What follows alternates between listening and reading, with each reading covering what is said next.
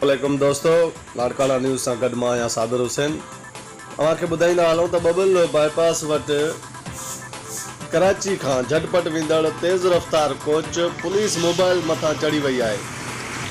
जी हा दोस्तों, कराची खां झटपट वेंदड़ तेज़ रफ़्तार कोच पुलिस मोबाइल मथां चढ़ी वई आहे, जंहिंजे नतीजे में हिकु एहलकार फौत ऐं 7 ॼणा ज़ख़्मी थी पिया आहिनि।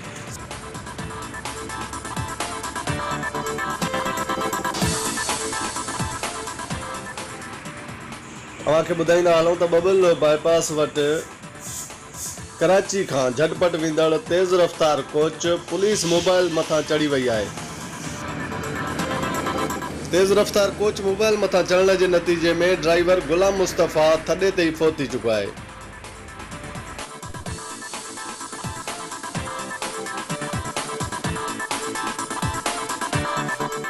जॾहिं त एएसआई बिलावल समेत याकूब, नज़ीर, गुलाम हैदर, नौमान, ताहिर ऐं खेरल पिणु ज़ख़्मी थी पिया, जंहिंखे फौरी तौर अस्पताल पहुचाए तिबी इमदाद ॾिनी वई।